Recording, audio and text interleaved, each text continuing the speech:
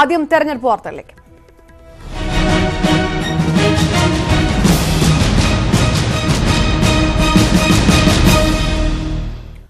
പതിനേഴാം ലോക്സഭാ തെരഞ്ഞെടുപ്പ് തീയതികൾ ഇന്ന് പ്രഖ്യാപിക്കും. വൈകിട്ട് 5 മണിക്കാണ് തെരഞ്ഞെടുപ്പ് കമ്മീഷൻ വിളിച്ചു ചേർത്ത വാർത്താ സമ്മേളനം. ഏപ്രിൽ ആദ്യവാരം തുടങ്ങി മെയ് പകുതിയോടെ അവസാനിക്കുന്ന തരത്തിൽ 7-8 ഘട്ടങ്ങളായി തെരഞ്ഞെടുപ്പ് പ്രഖ്യാപിക്കുമെന്നാണ് സൂചന.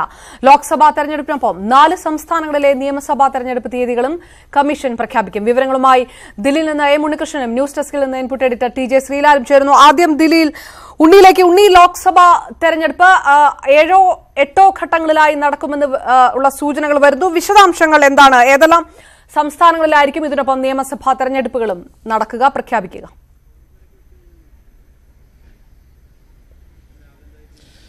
അപർണ, വളരെ നാളുകൾ നീണ്ട കാത്തിരിപ്പിന് ശേഷമാണ് ലോക്സഭാ തിരഞ്ഞെടുപ്പ് പ്രഖ്യാപനം തിരഞ്ഞെടുപ്പ് കമ്മീഷൻ നടത്താൻ പോകുന്നത്. വൈകിട്ട് 5 മണിക്ക് ഡൽഹിയിലെ വിജ്ഞാൻ ഭവനിലാണ് തിരഞ്ഞെടുപ്പ് കമ്മീഷന്റെ വാർത്താ സമ്മേളനം നടക്കുക. മുഖ്യ തിരഞ്ഞെടുപ്പ് കമ്മീഷണറും തിരഞ്ഞെടുപ്പ് കമ്മീഷണർമാരും ഈ വാർത്താ സമ്മേളനത്തിൽ പങ്കെടുക്കും. ഏതാണ്ട് ഏപ്രിൽ ആദ്യവാരം തുടങ്ങി മെയ് 3-ാം വാരം വരെ നീളുന്ന രീതിയിലുള്ള തിരഞ്ഞെടുപ്പ് വോട്ടിംഗ് ഘട്ടങ്ങളായിരിക്കും നിശ്ചയിക്കുക എന്ന സൂചനകളാണ് പുറത്തുവരുന്നത്. 7 മുതൽ 8 ഘട്ടങ്ങളായി തിരഞ്ഞെടുപ്പ് പ്രഖ്യാപിക്കാനുള്ള സാധ്യതയാണുള്ളത്. 2014 തിരഞ്ഞെടുപ്പിൽ 9 ഘട്ടങ്ങളായാണ് തിരഞ്ഞെടുപ്പ് നടന്നിരുന്നത്. ഇക്കുറി ഒരു ഘട്ടം കുറവ് ഉണ്ടാകാനുള്ള സാധ്യതയാണുള്ളത്. സുരക്ഷാ സേനയുടെ ലഭ്യത കൂടി പരിശോധിച്ച ശേഷമായിരിക്കും ഇത്തരത്തിൽ ഇതിൽ കൃത്യമായ എത്ര ഘട്ടങ്ങൾ വേണമെന്നത് സംബന്ധിച്ച് തിരഞ്ഞെടുപ്പ് കമ്മീഷൻ തീരുമാനമെടുത്തിട്ടുണ്ടാവുക. വളരെ നാളുകളായി തുടരുന്ന ചർച്ചകൾക്ക് ശേഷമാണ് തിരഞ്ഞെടുപ്പ് കമ്മീഷൻ അന്തിമ തീയതി പ്രഖ്യാപിക്കാൻ ഒരുങ്ങുന്നത്. ലോക്സഭാ തിരഞ്ഞെടുപ്പിനോടൊപ്പം തന്നെ ആന്ധ്ര, ഒഡീഷ, സിക്കിം, അരുണാചൽ നിയമസഭാ തിരഞ്ഞെടുപ്പുകളും തിരഞ്ഞെടുപ്പ് കമ്മീഷൻ ഇന്ന് പ്രഖ്യാപിക്കും. ജമ്മുകാശ്മീർ നിയമസഭാ തിരഞ്ഞെടുപ്പ് ഇന്ന് പ്രഖ്യാപനം ഉണ്ടാകുമോ എന്നതിൽ ഇതുവരെയും വ്യക്തത വന്നിട്ടില്ല. സംസ്ഥാനം സന്ദർശിച്ച് വിശദമായി രാഷ്ട്രീയ പാർട്ടികളുമായി 2 ദിവസത്തെ ചർച്ച നടത്തിയിരുന്നു തിരഞ്ഞെടുപ്പ് കമ്മീഷൻ. സംസ്ഥാനത്തെ രാഷ്ട്രീയ പാർട്ടികൾ ഒറ്റക്കെട്ടായി അറിയിച്ചിരുന്നത് ലോക്സഭാ തിരഞ്ഞെടുപ്പിനൊപ്പം തന്നെ നിയമസഭാ തിരഞ്ഞെടുപ്പും വേണമെന്നുള്ളതാണ്. എന്നാൽ ജമ്മുകാശ്മീരിലുള്ള സുരക്ഷാ പ്രശ്നങ്ങളൊക്കെ പരിഗണിച്ചുകൊണ്ട് അവിടുത്തെ സുരക്ഷാ സേനയുടെ വിന്യാസം അതും കണക്കിലെടുത്തുകൊണ്ടായിരിക്കും ആ നിയമസഭാ തിരഞ്ഞെടുപ്പും ഇതിൽ ഉൾപ്പെടുത്തണമോ എന്നത് സംബന്ധിച്ച് തീരുമാനമുണ്ടാവുക. അങ്ങനെയെങ്കിൽ 5 നിയമസഭാ തിരഞ്ഞെടുപ്പുകളായിരിക്കും ലോക്സഭയ്ക്ക് ഒപ്പം നടക്കുക. മെയ് 3-ാം വാരമായിരിക്കും വോട്ടെണ്ണൽ നടക്കാൻ പോകുന്നത്.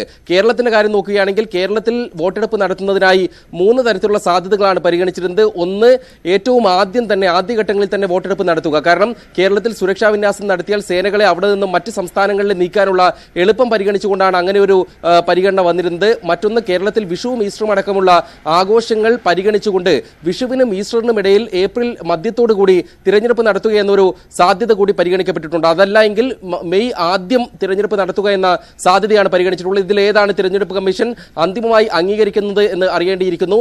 150ഓളം സേനാ വിഭാഗങ്ങളെയാണ് ആവശ്യപ്പെട്ടിട്ടുള്ളത്. കമ്പനി സേനാ വിഭാഗങ്ങളെയാണ് സംസ്ഥാനം ആവശ്യപ്പെട്ടിട്ടുള്ളത്. അതിൽ എത്ര അനുവദിക്കുമെന്ന കാര്യവും കേന്ദ്ര ആഭ്യന്തര മന്ത്രാലയം തീരുമാനിക്കേണ്ടതുണ്ട്. ഏതായാലും വളരെ നിർണായകമായ തിരഞ്ഞെടുപ്പാണ്. ഈ തിരഞ്ഞെടുപ്പ് പ്രഖ്യാപനം വൈകിയതുമായി ബന്ധപ്പെട്ട് തന്നെ വലിയ വിവാദങ്ങളുണ്ടായിരുന്നു. കഴിഞ്ഞ വർഷം മെയ് 5-നാണ് തിരഞ്ഞെടുപ്പ് പ്രഖ്യാപിച്ചിരുന്നത്. എന്നാൽ ഇക്കുറി തിരഞ്ഞെടുപ്പ് പ്രഖ്യാപനം വൈകുന്നതിന് കമ്മീഷൻ പറഞ്ഞിരുന്ന കാരണം ജൂൺ 3 വരെ നിലവിലെ ലോക്സഭയുടെ കാലാവധിയുണ്ട്. അതുകൊണ്ട് തന്നെ അതിനനുസൃതമായി തിരഞ്ഞെടുപ്പ് പ്രഖ്യാപിച്ചാൽ മതി, കഴിഞ്ഞ തവണത്തെ തീയതിയെ കണക്കിലെടുക്കേണ്ടതില്ല എന്നായിരുന്നു. പ്രധാനമന്ത്രിക്ക് പദ്ധതികൾ ഉദ്ഘാടനം ചെയ്യുന്നതിന് വേണ്ടിയാണ് ഈ കാലതാമസം ഉണ്ടാക്കിയതെന്നാണ് കോൺഗ്രസ് അടക്കമുള്ള പ്രതിപക്ഷ പാർട്ടികൾ ഉന്നയിച്ചിരുന്ന വിമർശനം. കഴിഞ്ഞ 30 ദിവസത്തിനിടെ 157 പദ്ധതികളുടെ ഉദ്ഘാടനമാണ് പ്രധാനമന്ത്രി നിർവഹിച്ചത്. കഴിഞ്ഞ ഒരാഴ്ചക്കിടെ മാത്രം ഏതാണ്ട് 59,000 കോടിയുടെ പദ്ധതികളാണ് ഉദ്ഘാടനം ചെയ്തത്. ഉണ്ണി പറഞ്ഞതുപോലെ തന്നെ പുൽവാമ ഭീകരാക്രമണത്തിന് ശേഷം കൃത്യമായ രീതിയിലുള്ള പ്രചാരണത്തിന് പ്രകടമായ രീതിയിലുള്ള ഒരു മാറ്റമാണ് 2 മുന്നണികളുടെയും തലപ്പത്ത് നിൽക്കുന്ന ലോക്സഭാ തെരഞ്ഞെടുപ്പിൽ ഏറ്റവും പ്രധാനമായും ഏറ്റുമുട്ടുന്ന 2 പാർട്ടികൾ കോൺഗ്രസും BJPയുടെയും തലപ്പത്തുള്ളവർ മോദിയാണെങ്കിലും രാഹുൽ ഗാന്ധി ആണെങ്കിലും സ്വീകരിച്ചു വന്നത് എത്രത്തോളം സജ്ജമായിരിക്കുന്നു? ഏത് ഘട്ടത്തിലാണ് പ്രചാരണത്തിൽ ഇരു മുന്നണികളും ഇരു പാർട്ടികളും ഇപ്പോൾ? തിരഞ്ഞെടുപ്പ് പ്രചാരണത്തിന് മുമ്പ് തന്നെ പതിവ് പോലെ തന്നെ മാസങ്ങളായി തിരഞ്ഞെടുപ്പിലേക്കുള്ള ഒരു പ്രവേശനത്തിലേക്ക് രാഷ്ട്രീയ പാർട്ടികൾ എത്തിയിരുന്നു. അതിൽ BJPയെ സംബന്ധിച്ചിടത്തോളം നിലവിലൊരു ഗെയിം ചേഞ്ചറായി തന്നെ മാറിയിരുന്നത് പുൽവാമയ്ക്ക് ശേഷമുള്ള സാഹചര്യങ്ങളാണ്. അതിനു മുമ്പ് BJPയെ വേട്ടയാടാൻ പല കാരണങ്ങളും ഉണ്ടായിരുന്നു. 5 വർഷത്തെ ഭരണത്തിൽ ജനപ്രിയമായ പല പദ്ധതികൾ ചെയ്തുവെന്ന് അവകാശപ്പെടുമ്പോഴും മൊത്തത്തിലുള്ള സ്റ്റാറ്റിസ്റ്റിക്സ് അടക്കം ഈ BJP സർക്കാരിനെതിരാകുന്നു എന്നൊരു സാഹചര്യം ആണ് ഉണ്ടായിരുന്നത്. പ്രത്യേകിച്ച് തൊഴിലില്ലായ്മ നിരക്ക് വലിയ വർധനവിൽ, സാമ്പത്തിക വളർച്ചാ നിരക്കിൽ ഇടിവ്, കാർഷിക മേഖലയിൽ പ്രതിസന്ധി, തുടങ്ങിയ അടിസ്ഥാനപരമായി നിരവധി വിഷയങ്ങൾ ഉണ്ടായിരുന്നു. സർക്കാർ കൊണ്ടുവന്ന നോട്ട് അസാധുവാക്കൽ അടക്കമുള്ള വലിയ പദ്ധതികളൊന്നും ഫലം കാണാതെ പോയ ഒരു സാഹചര്യവുമുണ്ട്. അവിടെയാണ് ഈ പുൽവാമ ഭീകരാക്രമണം സംഭവിക്കുന്നത്. അതിനുശേഷം പാക് ഭീകരതാവളങ്ങൾക്കെതിരായ ആക്രമണം ഉണ്ടാകുന്നത്, അഭിനന്ദനെ വിട്ടുകിട്ടുന്ന അടക്കമുള്ള സംഭവങ്ങൾ ഉണ്ടായത്. അതിലൂടെ തന്നെ ബി.ജെ.പിയുടെ തിരഞ്ഞെടുപ്പ് അജണ്ട ആകെ തന്നെ മാറുന്ന ഒരു സാഹചര്യമാണ് നമ്മൾ കണ്ടത്. ബി.ജെ.പി വികസന വിഷയങ്ങളും മറ്റുമൊക്കെ മാറ്റി നിർത്തിക്കൊണ്ട് ദേശീയതയിൽ ഊന്നിയുള്ള പ്രചരണം നടത്തി. ദേശീയതയും വികസനവും ഒരുമിച്ച് ഉന്നയിക്കാനാണ് ബി.ജെ.പിയുടെ പാർലമെന്ററി ബോഡി യോഗത്തിൽ തന്നെ തീരുമാനിച്ചത്. പ്രധാനമന്ത്രി നരേന്ദ്രമോദിയും അമിത്ഷായും കഴിഞ്ഞ കുറെ നാളുകളായി രാജ്യത്തെമ്പാടും വിവിധ സംസ്ഥാനങ്ങളിൽ പ്രചാരണ പരിപാടികളിൽ പങ്കെടുക്കുകയാണ്. പദ്ധതികൾ ഉദ്ഘാടനം ചെയ്യുകയാണ് പ്രധാനമന്ത്രി. അതിലൊക്കെ തന്നെ ഊന്നൽ നൽകിയിരുന്നത് സൈന്യം നടത്തിയ നീക്കങ്ങൾ, അതിലൂടെ ദേശീയത ഉയർത്തിവിടാനുള്ള ശ്രമം, വികസന പദ്ധതികൾ നടപ്പാക്കി നിറവേറ്റി മോഡി സർക്കാർ എന്നീ കാര്യങ്ങളായിരുന്നു. അതേസമയം കോൺഗ്രസ് ആകട്ടെ നേരത്തെ ഉന്നയിച്ച അടിസ്ഥാന വിഷയങ്ങൾ, ഒപ്പം റഫാൽ അഴിമതി തുടങ്ങിയവ വളരെ സജീവമാക്കി കൊണ്ടുവരുന്നു.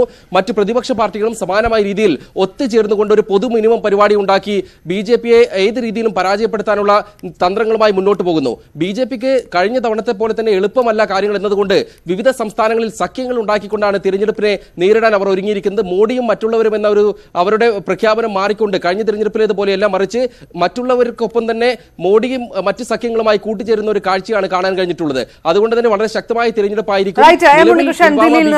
Input editor T J Sreelal news ഡെസ്കിൽ നിന്നും ചേരുന്നു. ശ്രീലാൽ, മെയ് പകുതി വരെ നീളും തെരഞ്ഞെടുപ്പിന്റെ ചൂട് എന്ന് വ്യക്തമായി കഴിഞ്ഞിരിക്കുന്നു. മെയ് ആദ്യ ആഴ്ചയായിരിക്കും കേരളത്തിലേതെന്നുള്ള ചില സൂചനകളും പ്രവചനങ്ങളും വരികയും ചെയ്യുന്നു. കേരളത്തിൽ പ്രധാനപ്പെട്ട 2 പാർട്ടികൾ ഇതുവരെ സ്ഥാനാർത്ഥി പട്ടിക പ്രഖ്യാപിച്ചിട്ടില്ല. എന്നാൽ പ്രചാരണം തുടങ്ങിക്കഴിഞ്ഞിരിക്കുന്നു. ഇടതുമുന്നണി ആദ്യ മണ്ഡല കൺവെൻഷന് തന്നെ തുടക്കം കുറിച്ചുകൊണ്ട് ലോക്സഭാ തെരഞ്ഞെടുപ്പിൽ തീയതി പ്രഖ്യാപിക്കാൻ മണിക്കൂറുകൾ മാത്രം ബാക്കി നിൽക്കെ കേരളത്തിലേക്ക് എങ്ങനെയാണ് ഉറ്റുനോക്കേണ്ടത്?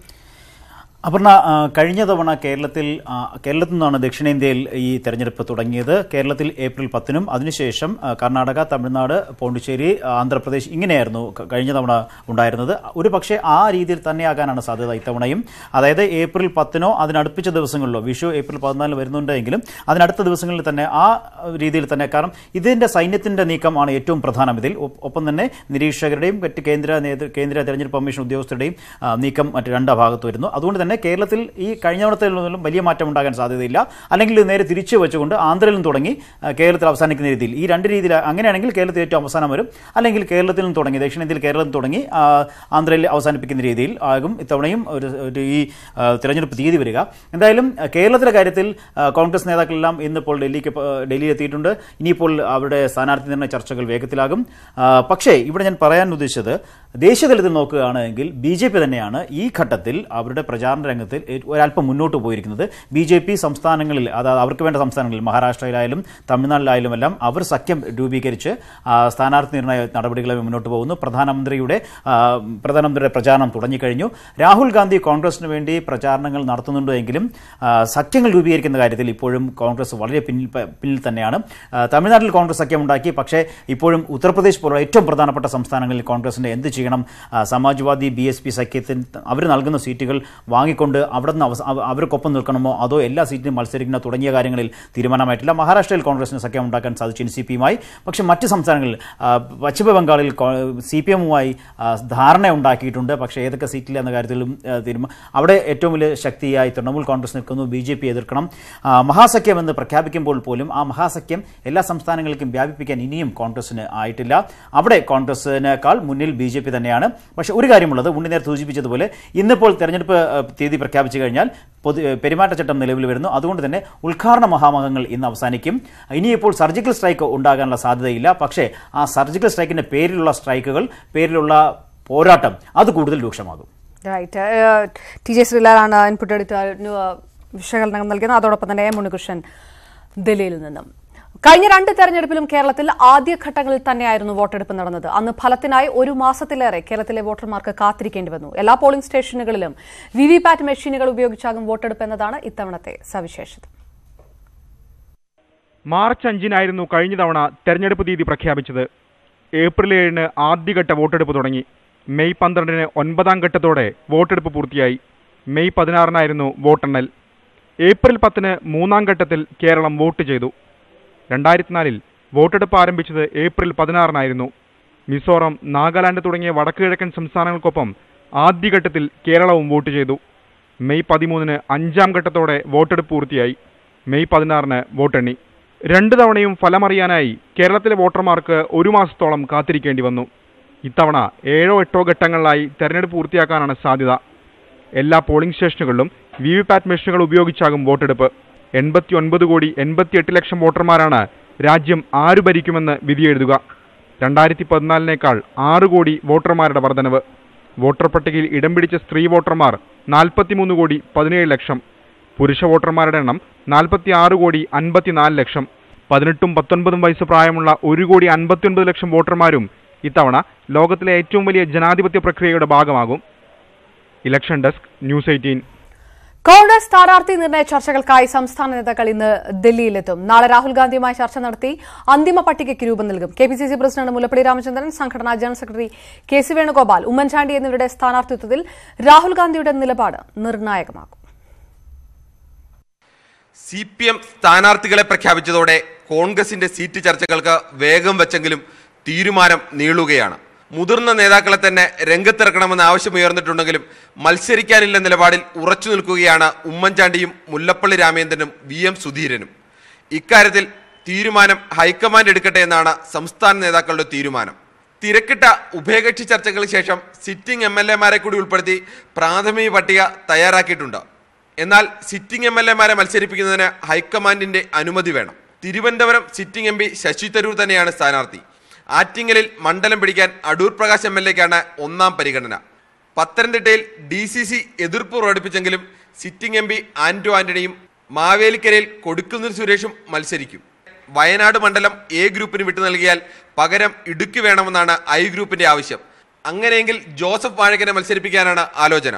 എറണാകുളത്ത് സിറ്റിംഗ് MP KV തോമസ് ചെറുപ്പക്കാർക്ക് വഴിമാറണമെന്നാണ് ആവശ്യം.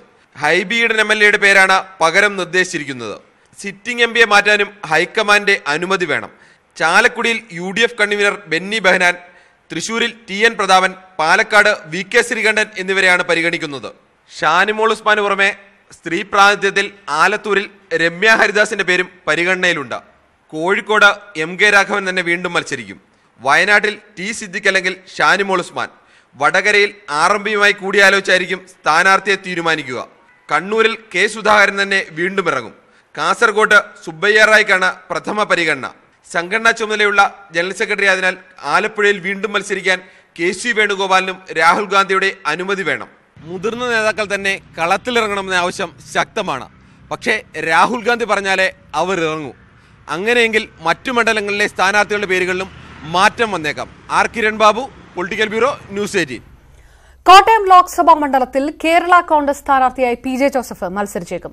സീറ്റ് വേണമെന്ന PJ ജോസഫിന്റെ നിലപാട് പാർലമെന്ററി പാർട്ടി യോഗം ചർച്ച ചെയ്യുന്നു. സ്ഥാനാർത്ഥി നിർണയത്തിനായി പാർട്ടി സ്റ്റിയറിംഗ് കമ്മിറ്റി യോഗവും ഇന്ന് കോട്ടയത്ത് ചേരും. എല്ലാം ശുഭകരമായി അവസാനിക്കുമെന്നായിരുന്നു യോഗത്തിന് മുൻപ് PJ ജോസഫിന്റെ പ്രതികരണം. അതെനിക്ക് പറയാൻ പറ്റില്ലല്ലോ. എല്ലാം ശുഭമായി അവസാനിക്കുമെന്നുള്ള ഞാൻ ആദ്യം പറഞ്ഞിടത്ത് തന്നെ ഇപ്പോൾ നിൽക്കുന്നു. വിവരങ്ങളുമായി G ശ്രീജിത്ത് കോട്ടയത്ത് നിന്ന് ചേരുന്നു. ശ്രീജിത്ത്, ഒടുവിൽ ജോസഫിന് വഴങ്ങേണ്ടതായി വന്നിരിക്കുന്നു മാണി വിഭാഗത്തിനും. ആ രീതിയിലേക്ക് കാര്യങ്ങൾ പോവുകയാണോ? ഒരു കാരണവശാലും തന്റെ വിഭാഗത്തിന് സീറ്റ് വേണമെന്ന ആവശ്യത്തിൽ നിന്ന് മാറുകയില്ല എന്നുള്ള സൂചനകൾ പലതവണയായി ജോസഫ് മാധ്യമങ്ങൾക്ക് നൽകുന്നു. ഏത് രീതിയിൽ യോഗം മുന്നോട്ട് പോകുന്നു എന്നുള്ള വിവരങ്ങളാണ് ലഭിക്കുന്നത്?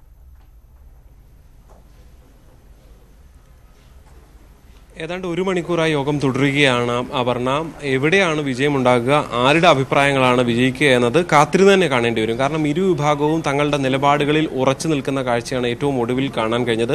പക്ഷേ PJ ജോസഫിനെ പോലെ ഒരു മുതിർന്ന നേതാവും മത്സരിക്കാനുള്ള താല്പര്യം പ്രകടിപ്പിച്ചാൽ അത് അംഗീകരിക്കേണ്ട സ്ഥിതിയിലേക്ക് കാര്യങ്ങൾ എത്താനുള്ള സാധ്യതയാണ് ഇപ്പോൾ നിലനിൽക്കുന്നതെന്നാണ് നമുക്ക് മനസ്സിലാക്കാൻ സാധിക്കുന്നത്. എന്തായാലും പാർലമെന്ററി പാർട്ടി യോഗമാണ് ഇപ്പോൾ നടക്കുന്നത്. ഈ യോഗത്തിൽ PJ ജോസഫ് തന്റെ താല്പര്യം ഔദ്യോഗികമായി, ഒരു പാർട്ടി യോഗത്തിൽ ഇത് ആദ്യമായി ഔദ്യോഗികമായി PJ ജോസഫ് അറിയിക്കും. അതിനോട് KM മാണിയും ഒപ്പം ഉള്ളവരും എങ്ങനെ പ്രതികരിക്കുന്നു എന്നത് സ്വാഭാവികമായും നിർണായകം തന്നെയാണ്. പക്ഷേ പാർട്ടിയുടെ ഏറ്റവും മുതിർന്ന നേതാവാണ്. കോട്ടയത്തെ സംബന്ധിച്ച് വളരെ നിർണായകമായൊരു പോരാട്ടം നടത്തേണ്ട സാഹചര്യം കൂടിയുണ്ട്. അതുകൊണ്ട് തന്നെ PJ ജോസഫിനെ പരിഗണിക്കാനുള്ള സാധ്യത നമുക്ക് തള്ളിക്കളയാൻ ആകില്ല. എന്തായാലും ഉച്ചയ്ക്ക് ശേഷം ചേരുന്ന സ്റ്റിയറിംഗ് കമ്മിറ്റി യോഗമാണ് ഒരു തരത്തിൽ നിർണായകം. ആ യോഗത്തിൽ ആയിരിക്കും ഇക്കാര്യത്തിലൊക്കെ ഒരു തീരുമാനമെടുക്കാൻ അധികാരമുള്ള സമിതി അതുതന്നെയാണ്. ഇന്നോ നാളെയുമായി ഈ സ്ഥാനാർത്ഥിയെ നിർണയം പൂർത്തിയാക്കേണ്ട കാത്തിരിക്കേണ്ട സാഹചര്യമുണ്ട്. തെരഞ്ഞെടുപ്പ് പ്രഖ്യാപിക്കാനിരിക്കുന്നു, CPM സ്ഥാനാർത്ഥിയെ പ്രഖ്യാപിച്ചിരിക്കുന്നു, BJPയുടെ സ്ഥാനാർത്ഥി പ്രചരണം തുടരുന്ന സാഹചര്യം, അങ്ങനെ വൈകിക്കാനാകാത്ത സാഹചര്യം കൂടിയുണ്ട്. എന്തായാലും ഇതൊക്കെയും ഒരുപക്ഷെ ഇരുവിഭാഗങ്ങളും അവരുടെ നിലപാടിൽ തുടരുകയാണ്. എന്താണ് സംഭവിക്കുന്നതെന്ന് ഇനിയും കാത്തിരുന്ന് തന്നെ കാണേണ്ടി വരും. പെരിയയിൽ കൊല്ലപ്പെട്ട യൂത്ത് കോൺഗ്രസ് പ്രവർത്തകരുടെ വീട്ടിൽ മുല്ലപ്പള്ളി രാമചന്ദ്രൻ പൊട്ടിക്കരഞ്ഞത് കാപട്യം എന്ന വടകരയിലെ LDF സ്ഥാനാർത്ഥി P. ജയരാജൻ. 87-ൽ CPM ഓഫീസിൽ 5 പ്രവർത്തകരെ ചുട്ടുകൊന്നപ്പോൾ മുല്ലപ്പള്ളി എന്തുകൊണ്ട് കരഞ്ഞില്ലെന്നും അദ്ദേഹം ചോദിച്ചു. സ്ഥാനാർത്ഥി പ്രഖ്യാപനത്തിന് ശേഷം ന്യൂസ് 18 നൽകിയ അഭിമുഖത്തിലായിരുന്നു P. ജയരാജന്റെ പ്രതികരണം. വടകര സീറ്റ് ഇത്തവണ തിരിച്ചുപിടിക്കുമെന്നും മറ്റ് പാർട്ടികളുടെ ഏകീകരണം ഉണ്ടായാലും വിലപ്പോവില്ലെന്നും അദ്ദേഹം പറഞ്ഞു. പ്രതീക്ഷിച്ച ഒരു പോരാട്ടത്തിനാണോ ഇറങ്ങുന്നത്? സ്ഥാനാർത്ഥിയാകുമെന്ന് നേരത്തെ അറിയാമായിരുന്നു? ഒരിക്കലുമില്ല. കാരണം വടകര മണ്ഡലം കഴിഞ്ഞ തവണയും അതിന് മുന്നത്തെ തവണയും LDFന് നഷ്ടപ്പെട്ട മണ്ഡലമാണ്. ഇടതുപക്ഷ ജനാധിപത്യ മുന്നണി സ്ഥാനാർത്ഥിയായിട്ട് ഞാൻ മത്സരിക്കണം എന്ന് തീരുമാനിച്ചു. തീർച്ചയായിട്ടും ആ മണ്ഡലം LDF തിരിച്ചു പിടിക്കും. LDFന് നല്ല ഒരു വിജയം വടകര മണ്ഡലത്തിൽ ഉണ്ടാവും എന്നാണ് ഞാൻ പ്രതീക്ഷിക്കുന്നത്. അപ്പോൾ അതിന് എന്നെ മുന്നിൽ നിർത്താൻ പാർട്ടിയും LDFും തീരുമാനിച്ചു. അത് ഞാൻ സ്വീകരിച്ചു. മുല്ലപ്പള്ളി രാമചന്ദ്രൻ ഈ പെരിയ കൊലപാതകത്തിന് ശേഷം ആ വീട്ടിൽ പോയിട്ട് വികാരാധീനനായി കരഞ്ഞ ആളാണ്. അദ്ദേഹം ഇത്തരം സന്ദർഭങ്ങളോട് വളരെ മാനുഷികമായിട്ട് പെരുമാറുന്ന ഒരാളാണെന്ന ഐക്കൺ ബിംബം നമുക്ക് മുന്നിലുണ്ട്. അവിടെ പോയിട്ട് കരഞ്ഞിട്ടുള്ള മുല്ലപ്പള്ളി രാമചന്ദ്രൻ 1987-ൽ കോൺഗ്രസിൻ്റെ ഭാഗമായിരുന്നില്ലേ? 87-ൽ കോൺഗ്രസിന് നേതാവായിരുന്നില്ലേ മുല്ലപ്പള്ളി രാമചന്ദ്രൻ? അതേ കാസർഗോഡ് ജില്ലയിൽ CPM ഓഫീസിൽ ഒത്തുകൂടിയ പാർട്ടി പ്രവർത്തകന്മാർക്ക് നേരെ തീവെപ്പ് നടത്തിയല്ലോ. ചുറ്റും വൈക്കോൽ കൂന കൂട്ടി എന്നിട്ട് തീയിട്ടു. രക്ഷപ്പെടാനാവാത്ത 5 പേര് ചുട്ടുകൊല്ലപ്പെട്ടു ചീമേനിയിൽ. 87-ലെ തെരഞ്ഞെടുപ്പ് ദിവസം, പോളിംഗ് ദിവസം. ഈ മുല്ലപ്പള്ളി രാമചന്ദ്രൻ അന്നെന്താ കരയാതിരുന്നത്? അപ്പോൾ കാപട്യമാണിതെല്ലാം. കേസുകളുടെ പേരിലൊന്നും എനിക്ക് യാതൊരു വിഷമവുമില്ല. കാരണം പാർട്ടി പരിശോധിച്ച് അതെല്ലാം തന്നെ വ്യക്തത വരുത്തിയിട്ടുണ്ട്. ജനങ്ങളുടെ കോടതിക്ക് മുമ്പിലാണല്ലോ ഞാനിപ്പോൾ. CPM എന്നെ സ്ഥാനാർത്ഥിയാക്കുന്നു, ഇടതുപക്ഷ ജനാധിപത്യ മുന്നണി ബാനറിൽ ഞാൻ മത്സരിക്കുന്നു. ഞാൻ ആരാണെന്ന് പ്രബുദ്ധമായിട്ടുള്ള കേരളത്തിന് കൃത്യമായിട്ട് അറിയാം. സ്ഥാനാർത്ഥി പ്രഖ്യാപനത്തിന് പിന്നാലെ കൺവെൻഷനുകൾക്ക് തുടക്കമിട്ട LDF. ആദ്യ convention LDF convener A. Vijayaraghavan Palakkad ഉദ്ഘാടനം ചെയ്തു. പിന്തുണ തേടി സ്ഥാനാർത്ഥികളുടെ സന്ദർശനങ്ങൾക്കും തുടക്കമായി. CPM സ്ഥാനാർത്ഥികളെ ഔദ്യോഗികമായി പ്രഖ്യാപിച്ചതിന് തൊട്ടു പിന്നാലെയാണ് പാർലമെന്റ് മണ്ഡലം കൺവെൻഷനുകൾക്കും തുടക്കമായത്. ഇടതുകോട്ടയെന്നറിയപ്പെടുന്ന പാലക്കാടാണ് ആദ്യ കൺവെൻഷൻ. ആയിരക്കണക്കിന് പേർ പങ്കെടുത്ത convention LDF convener A. Vijayaraghavan ഉദ്ഘാടനം ചെയ്തു. BJPയെ സഹായിക്കുന്ന നിലപാടാണ് കേരളത്തിലെ കോൺഗ്രസിന്റേതെന്ന് അദ്ദേഹം ആരോപിച്ചു. നരേന്ദ്രമോദിയെ അധികാരത്തിൽ നിന്ന് മാറ്റും എന്ന പ്രഖ്യാപനമാണ് ഇടതുപക്ഷ ജനാധിപത്യ പ്രസ്ഥാനങ്ങൾ നടത്തിയിട്ടുള്ളത്.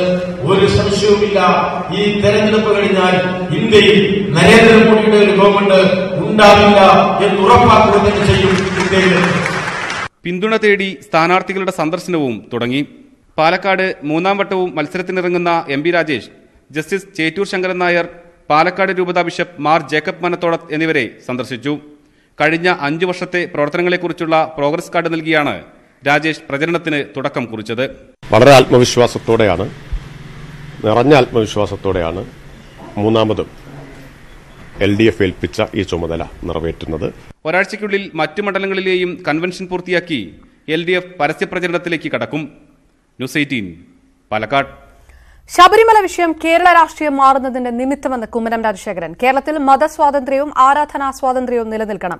കേന്ദ്ര നേതൃത്വം എന്ത് ചുമതല നൽകിയാലും ഏറ്റെടുക്കുമെന്നും എവിടെ മത്സരിച്ചാലും വിജയിക്കുമെന്നാണ് പ്രതീക്ഷയെന്നും കുമ്മനം പറഞ്ഞു. KP അഭിലാഷ് തയ്യാറാക്കിയ റിപ്പോർട്ട്.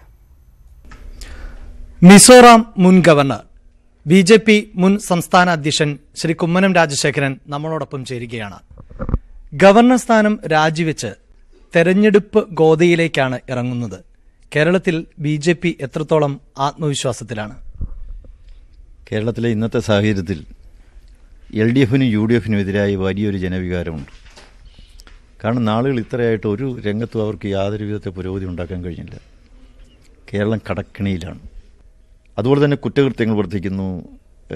മതവിശ്വാസ കാര്യങ്ങളിൽ ഉള്ള സർക്കാരിൻ്റെ ഇടപെടൽ, ഇതിലെല്ലാം കൂടി നോക്കുമ്പോൾ ഒരു വലിയ അസ്വസ്ഥതയും ഒരു ജനങ്ങളുടെ ഇടയിൽ പ്രതിഷേധവും അമർഷവും ഉത്കണ്ഠയും ഒക്കെ വളരെയേറെ കൂടി നിൽക്കുന്നൊരു സമയമാണ്.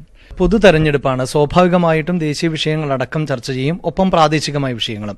കേരളത്തിൽ പ്രധാനമായും ശബരിമല തന്നെയായിരിക്കുമോ ചർച്ചാ വിഷയം? അപ്പോൾ വിശ്വാസത്തിൽ ഉള്ള സ്വാതന്ത്ര്യത്തിൻ്റെ മേൽ ഉണ്ടാകുന്ന കടന്നാക്രമണം എന്ന് പറയുന്നത് ഈ സമീപകാലത്ത് ഉണ്ടായിക്കൊണ്ടിരിക്കുന്ന ഒരു പുതിയ പ്രവണതയാണ്. അപ്പോൾ ഗവൺമെൻറ് വിശ്വാസ വഞ്ചകരോടും വിശ്വാസ ധ്വംസകരോടൊപ്പമാണ്. അപ്പോൾ അതിൽ അമർഷം ജനങ്ങൾക്കുണ്ട്. ആ ജനങ്ങളുടെ അമർഷത്തെ പൂർണ്ണമായി ഉൾക്കൊണ്ടുകൊണ്ടാണ് BJP ഈ തെരഞ്ഞെടുപ്പ് രംഗത്ത് നിലയുറപ്പിച്ചിട്ടുള്ളത്.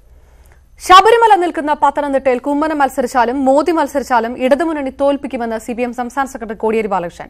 BJPക്ക് അനുകൂലമായ പ്രചാരണമാണ് UDF നടത്തുന്നത്. ആഭ്യന്തര കലാപത്തെ തുടർന്ന് UDF-നും NDA-ക്കും ഇതുവരെ സ്ഥാനാർത്ഥികളെ പ്രഖ്യാപിക്കാൻ പോലും കഴിഞ്ഞിട്ടില്ലെന്നും കോടിയേരി പറഞ്ഞു.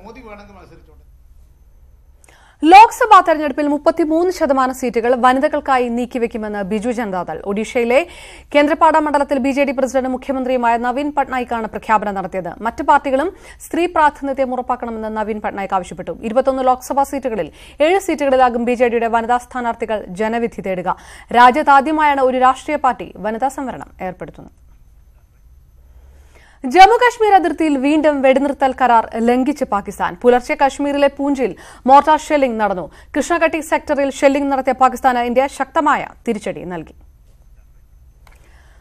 ബ്രിട്ടനിൽ ഇന്ത്യൻ ഹൈക്കമ്മീഷന് മുന്നിൽ നിന്നവർക്ക് നേരെ ഖാലിസ്ഥാൻവാദികളുടെ ആക്രമണം. പാക് ചാര സംഘടന ISIയുടെ പിന്തുണയോടെയാണ് ഖാലിസ്ഥാൻവാദികളാണ് ആക്രമണം നടത്തിയതെന്ന് സൂചനയുണ്ട്. ഹൈക്കമ്മീഷന് മുന്നിൽ ഇന്ത്യ അനുകൂല മുദ്രാവാക്യങ്ങൾ മുഴക്കിയ ഉടനെയായിരുന്നു ആക്രമണം. CPM നിയന്ത്രണത്തിലുള്ള ടൂറിസം സഹകരണ സംഘത്തിന് കോഴിക്കോട് ജില്ലാ സഹകരണ ബാങ്ക് ഇളവ് നൽകിയത് 1.25 കോടി രൂപ.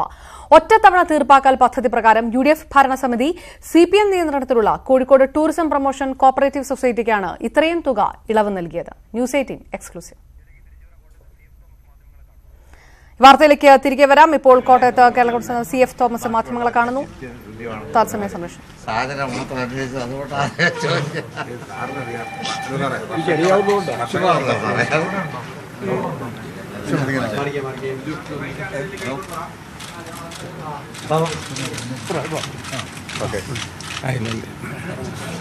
കേരള കോൺഗ്രസ് പാർട്ടിയുടെ പാർലമെന്ററി പാർട്ടി യോഗമാണ് ഇപ്പോൾ നടന്നത്.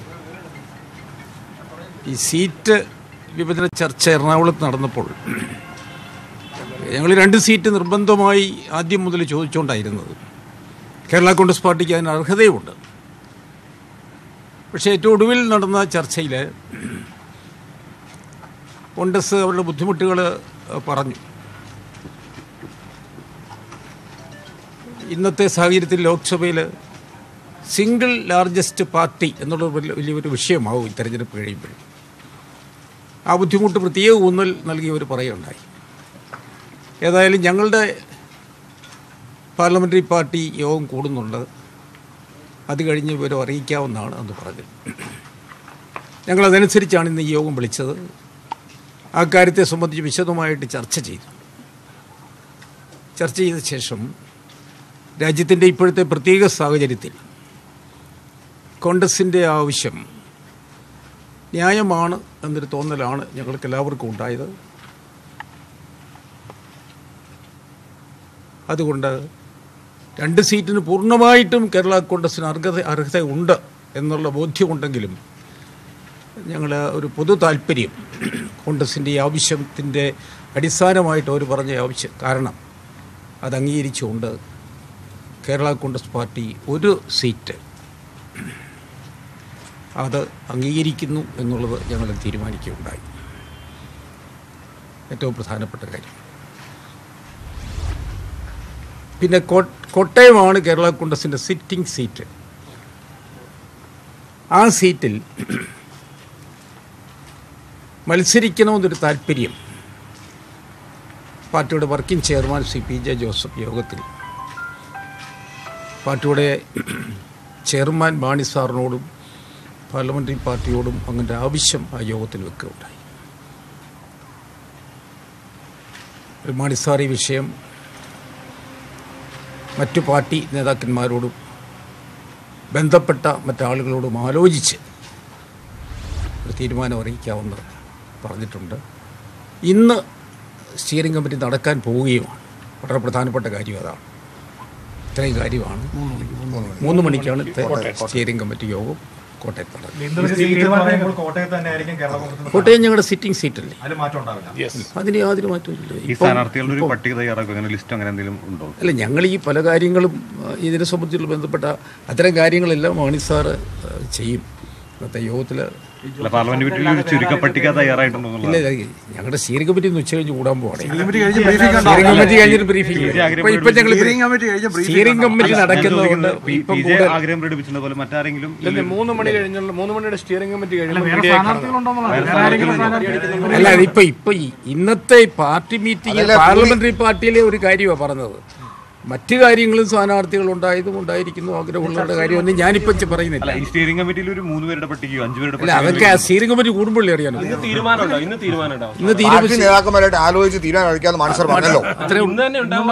അല്ല, ഞങ്ങള് എല്ലാ കാര്യങ്ങളിലും ഒറ്റക്കെട്ടായിട്ടാണ് പോകുന്നത്. അങ്ങനെ തന്നെ പോവുകയും ചെയ്യും എന്നുള്ള നല്ല പ്രതീക്ഷയാണ് കേരള കോൺഗ്രസ്. നിങ്ങളുടെയൊക്കെ അഭിപ്രായം അറിയിച്ചോ മാണി സാറിനെ? ഇതൊക്കെ ഞങ്ങള് പറഞ്ഞല്ലോ,